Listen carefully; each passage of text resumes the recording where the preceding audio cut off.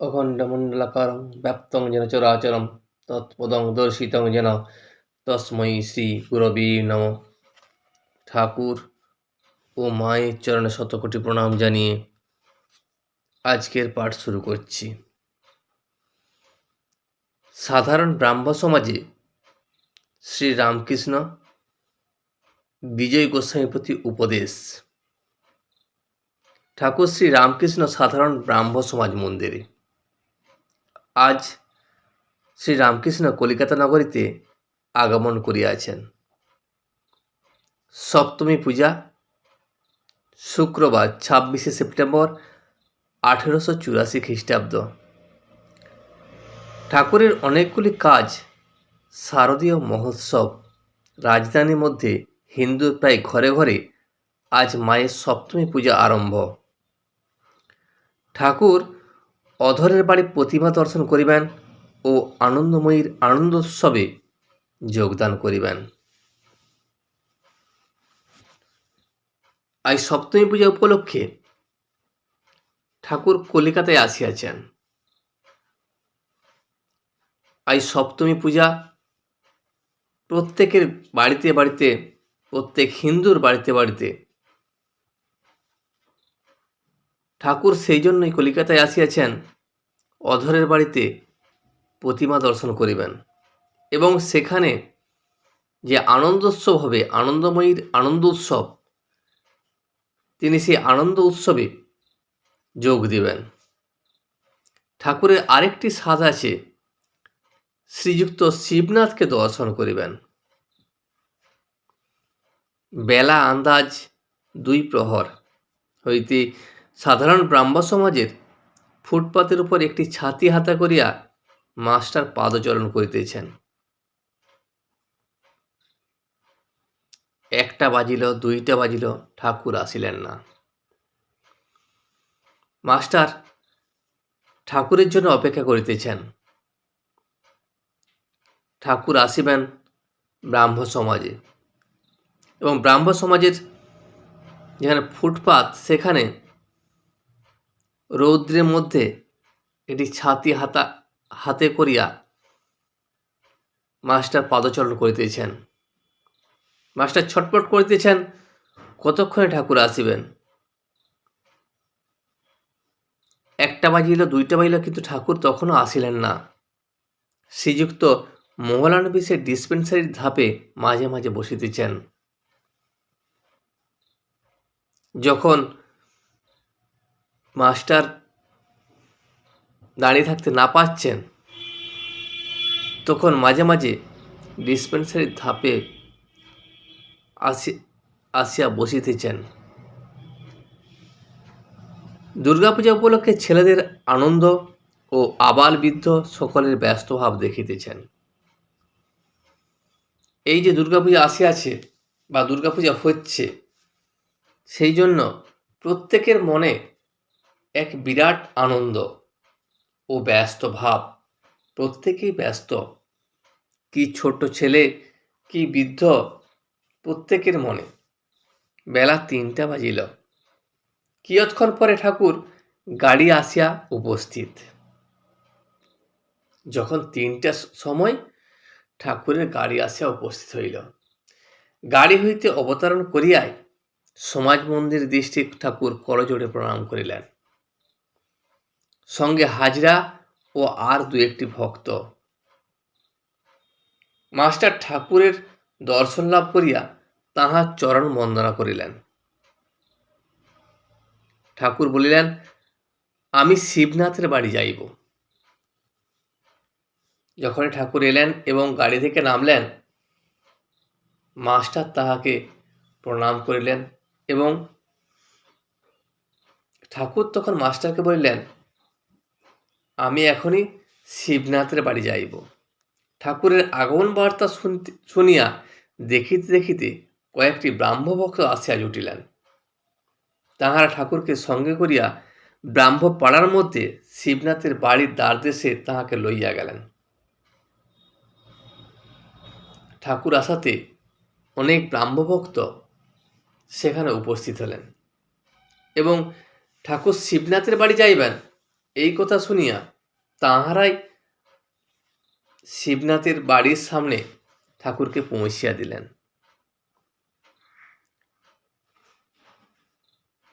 কিন্তু শিবনাথ বাড়িতে নাই। কি হইবে? দেখিতে দেখিতে শ্রীযুক্ত বিজয়, শ্রীযুক্ত মহারান বিশের ইত্যাদি ব্রাহ্ম সমাজের কর্তৃপক্ষেরা উপস্থিত হইলেন ও ঠাকুরকে অভ্যর্থনা করিয়া সমাজ মন্দিরের মধ্যে লইয়া গেলেন। যখন শিবনাথ বাড়িতে নেই, তখন বিজয় এবং ব্রাহ্ম সমাজের অন্যান্য যে কর্তৃপক্ষগণ আছেন, তাহারা সবাই আসিয়া ঠাকুরকে অভ্যর্থনা করিলেন এবং তাদের ব্রাহ্ম সমাজের সমাজ মন্দিরে ঠাকুরকে লইয়া গেলেন। বলিলেন, ঠাকুর একটু বসুন, ইতিমধ্যে শিবনাথ আসিয়া পড়িলেও পড়িতে পারেন। ঠাকুর আনন্দময় সহাস্য বদনে আসন গ্রহণ করিলেন। বেদির নিচে যে স্থানে সংকীর্তন হয়, সেই স্থানে বসিবার আসন করিয়া দেয়া হইল। বিজয়াদি অনেকগুলি ব্রাহ্ম ভক্ত সম্মুখে বসিলেন। সাধারণ ব্রাহ্ম সমাজ ও সাইনবোর্ড, সাকার নিরাকার সমন্বয়। ঠাকুর বিজয়কে হাসিয়া বলিলেন, শুনলাম এখানে নাকি সাইনবোর্ড আছে, অন্য মতের লোক নাকি এখানে আসবার জো নাই। আমি শুনেছি তোমাদের এই সমাজে, এই ব্রাহ্ম সমাজে যারা ভিন্ন মতের লোক, যারা ব্রাহ্মণ নয়, তাদের নাকি এখানে আসা চলে না, বা তোমরা আসতে দাও না।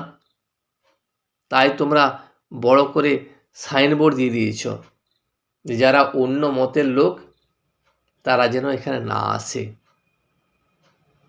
আমাকে নরেন্দ্র বলেছিল, সমাজে গিয়ে কাজ নাই, শিবনাথের বাড়িতে যেও। যেহেতু তোমরা অন্য মতের লোকেদের পছন্দ করো না, সেই জন্য নরেন্দ্র আমাকে আগেই সাবধান করে দিয়েছিল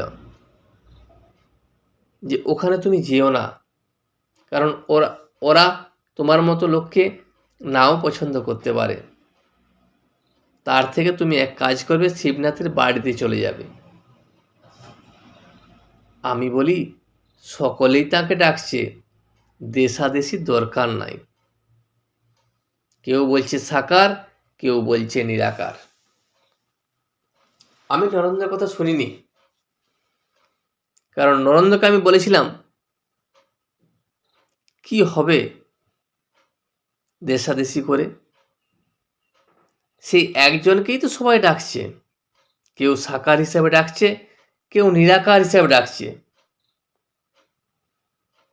আমি বলি, যার সাকারে বিশ্বাস সে সাকারই চিন্তা করুক, আর যার নিরাকারে বিশ্বাস সে নিরাকারই চিন্তা করুক। যার যেটা বিশ্বাস থাকবে সে সেভাবেই ডাকবে। তার জন্য দেশাদেশির দরকার কি? রাগারাগিরও প্রয়োজন নাই, কে বড় কে ছোট এটা ভাবারও কিছু প্রয়োজন নাই। যার যে পথটা ভালো লাগবে সেই পথেই যাবে। তার নিরাকারই হোক আর সাকারই হোক, বস্তু তো এক বস্তুর জন্য সবাই চিন্তা করছে। তবে এই বলা যে মতুয়ার বুদ্ধি ভালো নয়। মতুয়াটা কি না, যারা ভাবে আমার ধর্ম ঠিক আর সকলের ভুল। আমি যে ধর্মে বিশ্বাসী সে ধর্মটি বড়, বাকি যত ধর্ম আছে, যত পথ আছে, সব পথগুলি খারাপ। এই ভাবনাটা ঠিক নয়, এই ভাবনাটা ভুল। আমার ধর্ম ঠিক আর ওদের ধর্ম ঠিক কি ভুল, সত্য কি মিথ্যা, এ আমি বুঝতে পারছি না। এই ভাবটা ভালো। আমি যে পথে চলেছি বা আমি যে ধর্মাবলম্বী, আমি জানি সেটা আমার কাছে ঠিক, কিন্তু বাকি যে ধর্মগুলো আছে, বাকি যে পথগুলো আছে, সেগুলো কেমন, ঠিক কি ভুল, সত্য কি মিথ্যা, তার আমি কিছুই বুঝি না বা আমি কিছুই জানি না। এই ভাবটি ভালো। যদি তুমি এইটি ভাবতে পারো তাহলেই ভালো। আর যদি তোমার মধ্যে অহংকার থাকে যে আমার ধর্মটি বড়, বাকি সব ধর্ম ছোট, বা সব ধর্মের মানুষ ভুল পথে চলেছে, সেটি খারাপ জিনিস। এই বুদ্ধিটি হলো মতুয়ার বুদ্ধি। কেননা ঈশ্বরের সাক্ষাৎকার না করলে তাঁর স্বরূপ বোঝা যায় না।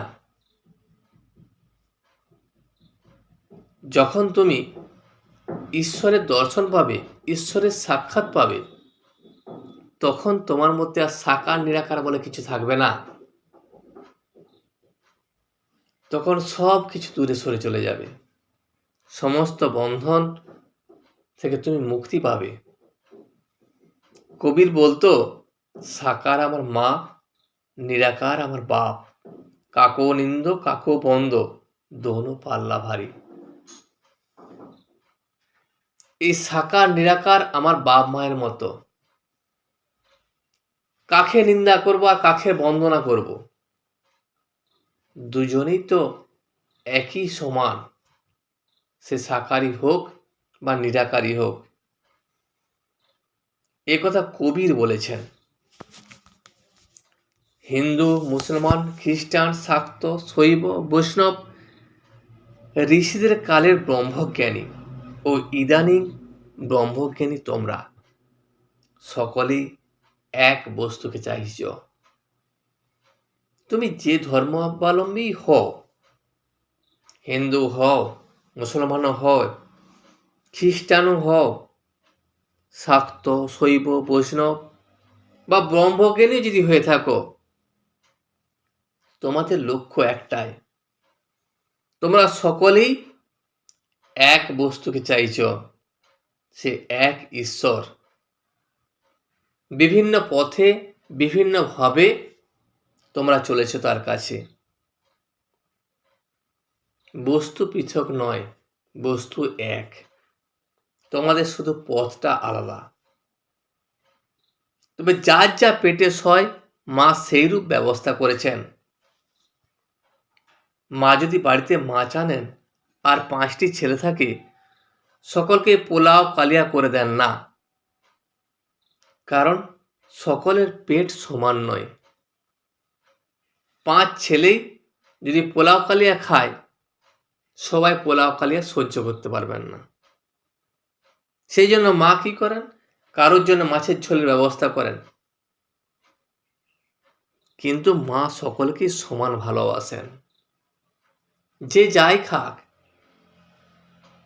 যারা পোলাও কালিয়া খাচ্ছে তাদেরকেও মা ভালোবাসেন, আবার যে মাছের ঝোল খাচ্ছে তাকেও মা ভালোবাসেন।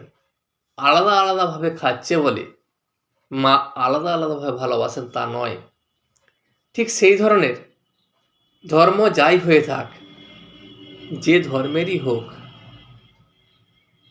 ঈশ্বর তাদের জন্য আলাদা আলাদা ব্যবস্থা করেছেন, কিন্তু ঈশ্বরের ভালোবাসা এক, সবার প্রতি সমান।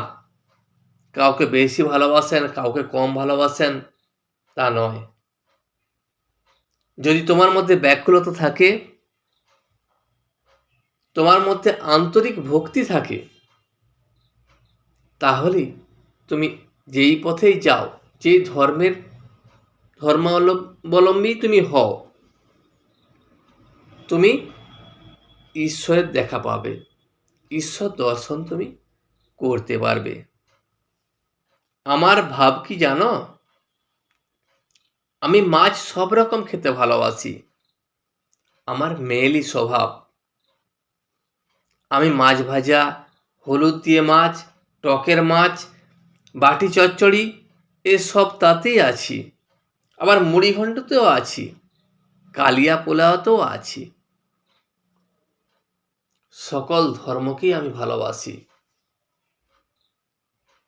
সকল ধর্ম সাধনা করেই আমি দেখিয়াছি তিনি সেই এক বস্তু। মাছের যেমন বিভিন্ন পদ, সেই রকম ধর্মের বিভিন্ন ধর্ম। মাছের বিভিন্ন পদও আমি ভালোবাসি, ঠিক ধর্মের বিভিন্ন ধর্ম সবাইকে আমি ভালোবাসি,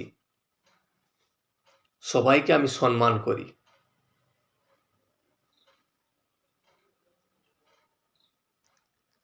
ঈশ্বর কি জানো? দেশ কাল পাত্রভেদে ঈশ্বর নানা ধর্ম করছেন। সবই তো তারই সৃষ্টি, তিনিই তো সবকিছু করেছেন। বিভিন্ন জায়গায় বিভিন্ন মত তিনি প্রকাশ করেছেন, বিভিন্ন ধর্ম তিনি সৃষ্টি করেছেন। কিন্তু সব মতই পথ, মত কিছু ঈশ্বর নয়।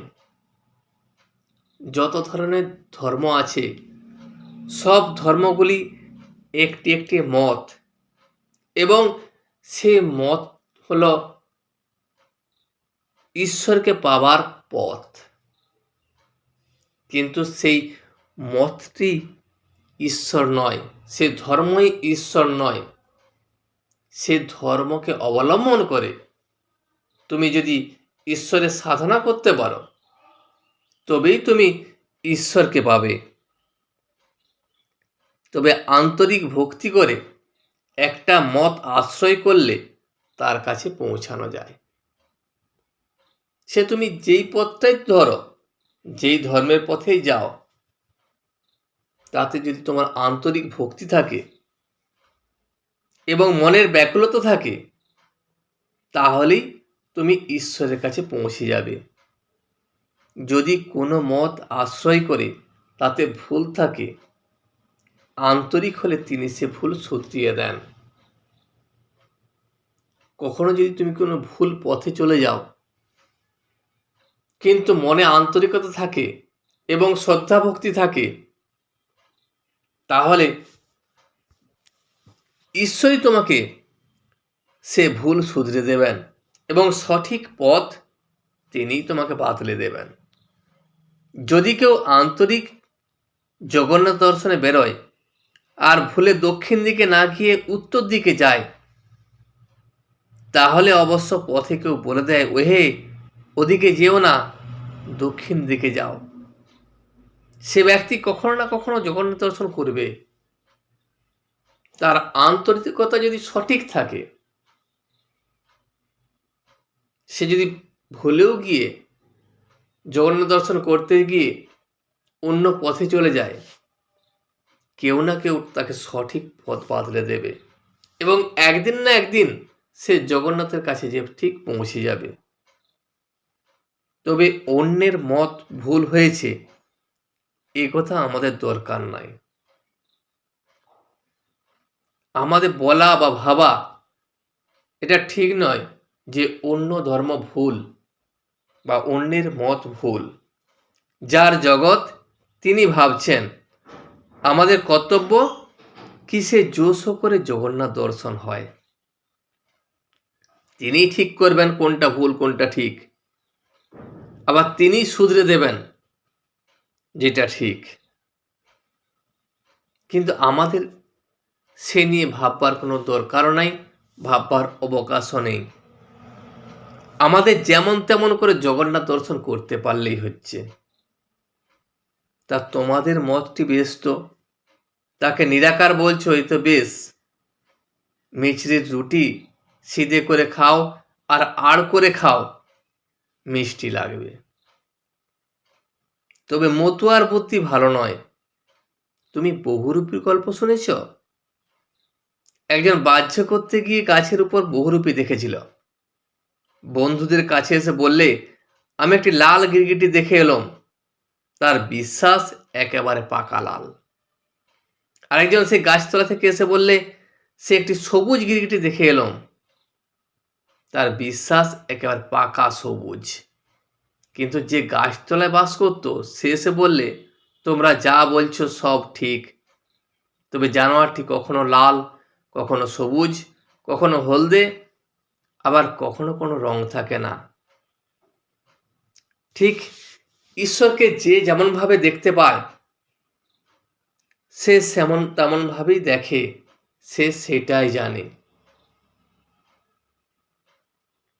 সেই জন্যই এর মত ঠিক, ওর মত ভুল, এই চিন্তাভাবনাটা ঠিক নয়।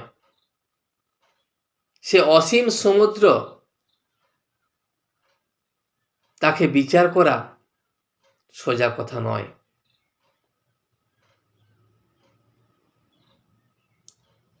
বেদে তাকে সগুণ নির্গুণ দুই বলা হয়েছে। তোমরা নিরাকার বলছো একঘেয়ে, তা হোক, একটা ঠিক জানলে অন্যটাও জানা যায়। তোমাদের মত যে নিরাকার, তা হোক, তাতে অসুবিধা কিছু নেই, কিন্তু নিরাকার কি হয় তাতে মন সংযোগ করতে অসুবিধা হয়, সেটা একঘেয়ে হয়ে যায়। যখন তুমি একটা জানতে পারবে, ওই পথে যে যখন ঈশ্বরকে জানতে পারবে, তখন সাকারও জানতে পারবে। তিনি জানিয়ে দেবেন নিরাকার সাকার সব সমান। তোমাদের এখানে যে আসে, সে একেও জানে, ওকেও জানে। যারা এই ব্রাহ্ম সমাজে আসে, এই যে ব্রাহ্ম ভক্তরা বসে আছে, সে তো দুজনকেই চেনে। দু ব্যক্তি যে বসে আছে, দু ব্যক্তিকেই চেনে। ঠিক যখন তুমি ঈশ্বরকে জানতে পারবে বা ঈশ্বরের কাছে পৌঁছাতে পারবে, তখন তুমি সাকারও জানতে পারবে, নিরাকারও জানতে পারবে, দুই পথই জানতে পারবে। ঈশ্বরকে পাওয়াই হলো মূল লক্ষ্য, ঈশ্বরই হলো মূল বস্তু। আজ এই পর্যন্তই। ভিডিওটি শেষ পর্যন্ত দেখার জন্য আপনাকে অসংখ্য ধন্যবাদ। ভিডিওটি যদি আপনার ভালো লেগে থাকে, তাহলে একটা লাইক, কমেন্ট এবং বন্ধুর সাথে শেয়ার করে দেবেন। সাবস্ক্রাইব করে পাশে থাকা বেল আইকনটি বাজিয়ে দেবেন, যাতে আপনাদের নতুন ভিডিওগুলি সর্বপ্রথম আপনার কাছে পৌঁছে যায়। জয় শ্রী রামকৃষ্ণ, জয় শ্রী রামকৃষ্ণ, জয় শ্রী রামকৃষ্ণ।